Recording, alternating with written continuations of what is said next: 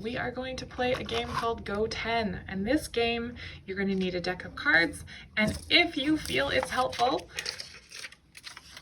you might want to make a list of all the different ways to make 10. Because just like Go Fish, you're going to be making pairs, but these pairs are going to be pairs of number that equal 10. So any of these are possible pairs for this game. You'll notice the only one that's a matching pair is 5 and 5. So when you're asking the other player, do you have a, if you had a 4, you'd have to ask, do you have a 6? And that would make your pair complete. All right, so to prepare for the game, take your cards and take out all of the face cards. So those are kings, queens, jacks, and you can take out jokers too. For this one, you can also take out 10s. So I can just put those off to the side. I'm going to take my remaining cards and give them a quick shuffle. So however you like to shuffle, maybe you do it this way. Maybe you like to do the fancy split the deck in half way. So I have split my deck in half, and then I gently bend my cards and let them fall down. This one takes a bit of practice, but it's fun. Okay, now I'm going to deal out my cards. Each player in the game, and you can start with 2 players, you could also have 3 players if you wanted, is going to get 6 cards. 1, 2, 3, 4, 5, 6, 7, 8, 9, 10, 11, 12. I can count 12 because I know 6 plus 6 is 12. So each player can check that they have 6 cards. 1, 2, 3, 4, 5, 6. 1, 2, 3, 4, 5, 6. Okay. I'm going to put my cards in the middle. I like to call that the lake. Go fishing in the lake. So I've just got my pile of cards to pull from. So the first thing each player is going to do, so let's show player 1's hand. Player 1's going to go through and see if there are any ways to make 10. So I see 7 and 3. And again, you can use your list if you need it, but 7 and 3 are 10. So I'm going to take a 7 and a 3, and I'm just going to, there's one pair I've just made. Okay, and the other player would be taking their time and going through their hand. So, oh, I see another 7 plus 3. That's 10. And I say it to myself, 7 plus 3 is 10. You want to say the equations when you put your cards down. 9 and 5, that's not 10, that's 14. So that one, that's all the pairs I can get from there. Player 2's hand, let's see what's in player 2's hand. Okay, so player 2 has 9 and 1. Remember, aces can be a 1. 9 and 1 are 10. And they would say 9 and 1 are 10. And I don't see any other ways to make 10 here. 7 and 8. Nope, that's 15. 5 and 4. Almost, that's 9. So this player would be asking their opponent, when it's their turn to ask, they would be asking for either a 6, a 5, a 2, or a 3, because those are the ways to make 10. So I would decide, so this is going to get a little confusing, but let's try.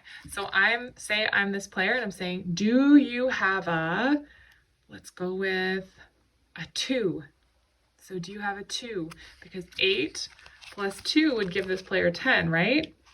And so I would look.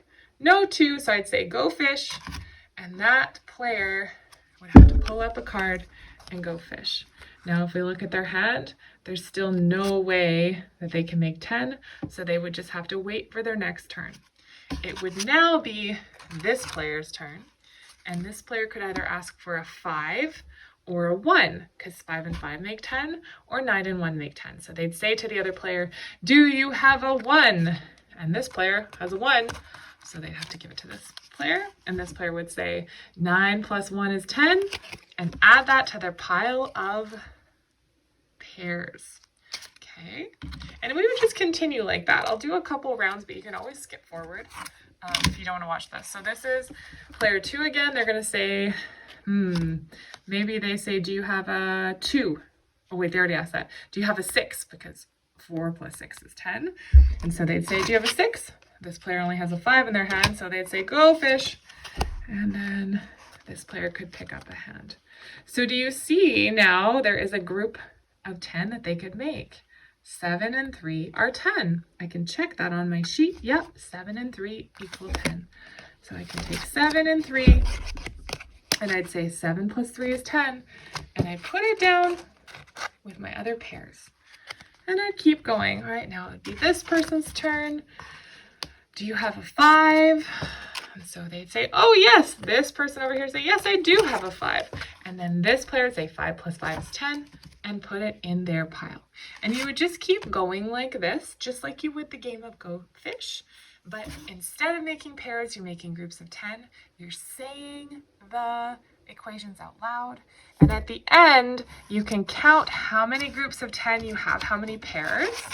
So say the game's over and this player has, and they say, so at the end, we'll pretend the game's over. So all the cards are gone from the lake, everyone's out of cards, and we're counting up how many groups of 10 we've made. This player would go, okay, so I'm going to count them. And they would say them again. 7 and 3 is 10. 1. Okay, and then I got them mixed up, but that's okay. 9 and 1 is 10. 2. And they'd make piles of their pairs. 5 and 5 are 10. 7 and 3 are 10. And then they count all of their pairs. The player with the most number of pairs of 10 is the winner. I hope you enjoyed this one. This is definitely one to play with.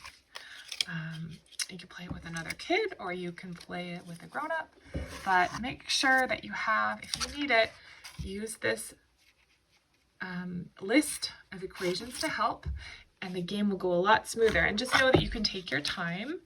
And if at the end you just want to count how many pairs you have, you can totally do that too. For extra practice though, I would say to read them back, because the more times you practice that 10, the more math power that you're going to have. So I hope you enjoy this game. Let me know what you think, and happy counting!